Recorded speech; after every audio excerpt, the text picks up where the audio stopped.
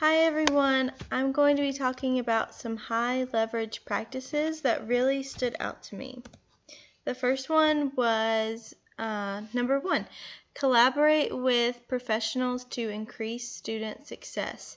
So this practice focuses on the importance of meeting regularly with other teachers, school staff, and paraprofessionals. That could be maybe physical therapist, maybe a speech therapist, things like that, to share different perspectives on a student's performance and progress.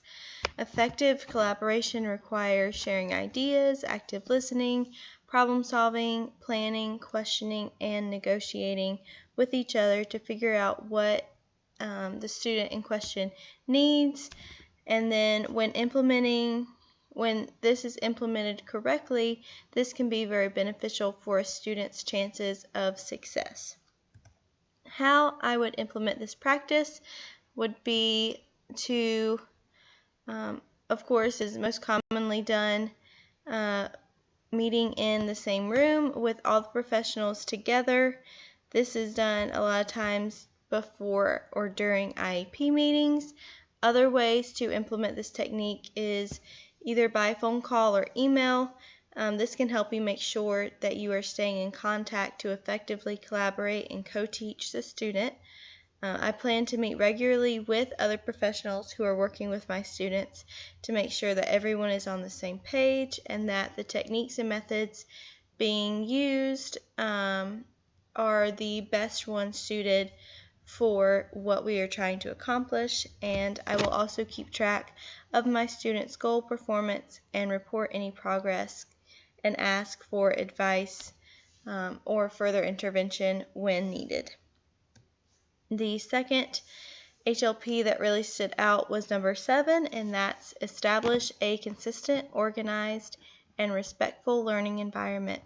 This practice talks about the importance of creating organization and structure inside the classroom to help create positive relationships.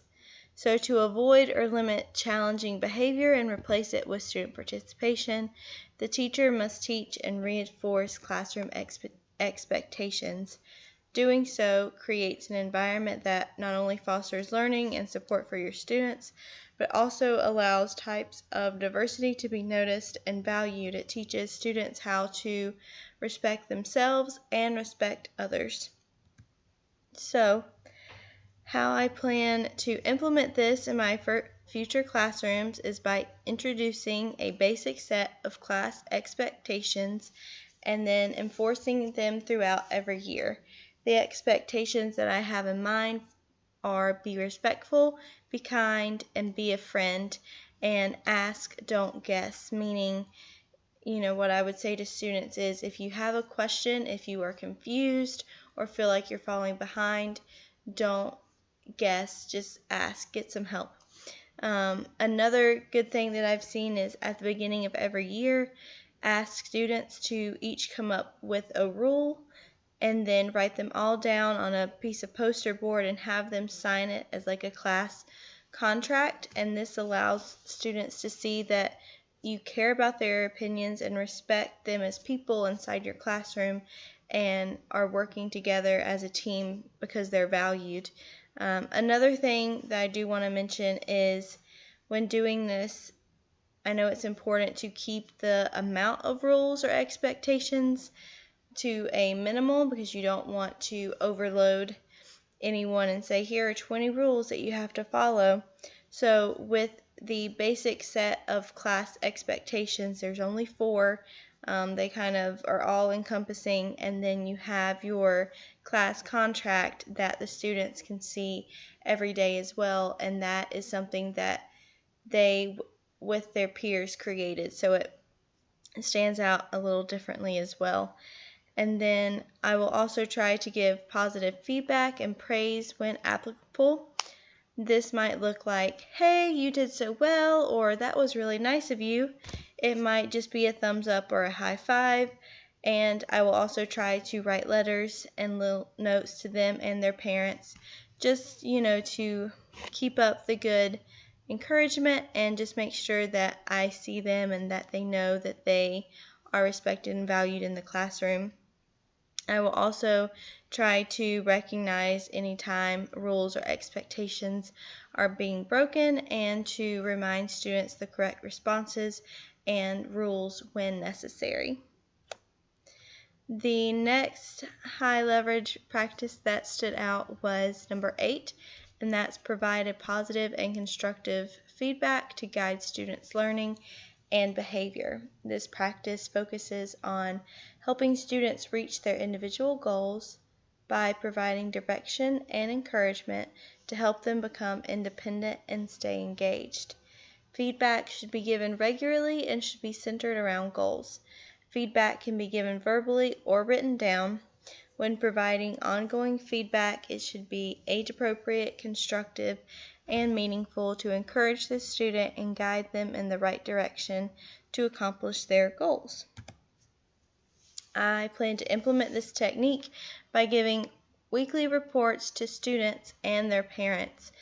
The reports will focus on how much effort the student gave, meaning did they try a lot, did they not try at all, performance level, was there an increase, was there a decline, did they stay the same, and then add any tips to be tried at home or inform any new techniques that will be applied in the future. Another way I plan to implement this with students is by monitoring their work and providing feedback while they are working on the goal in the classroom. And I also plan to report and show off any growth and improvement just to encourage students to keep them motivated and working hard.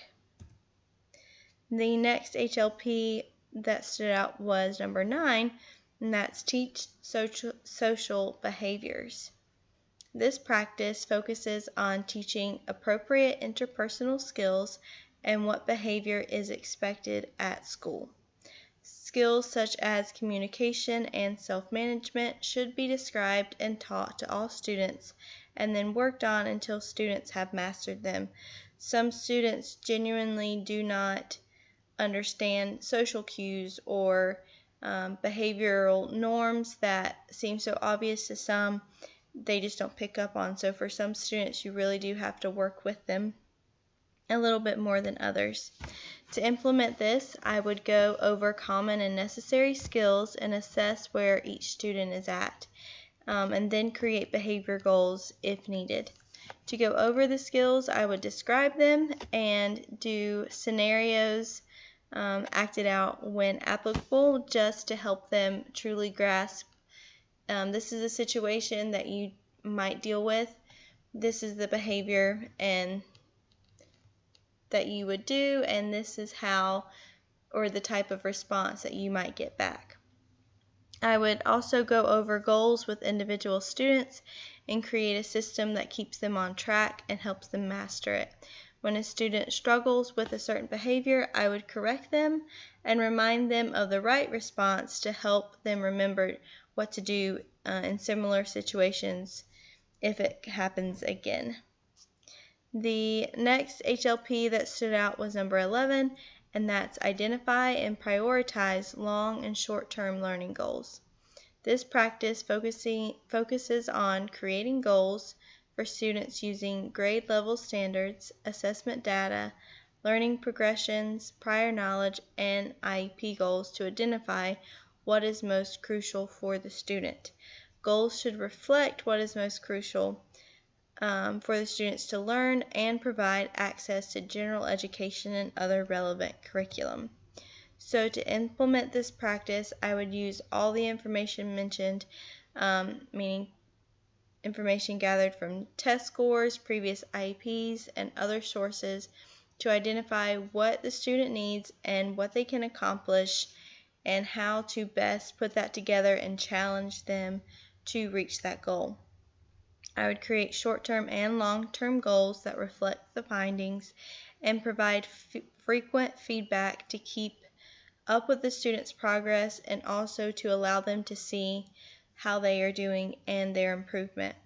Goals will be worked on daily with weekly reports to be monitored. If little to no progress is being shown, I would adapt and make any necessary changes to help each student with their individual goals.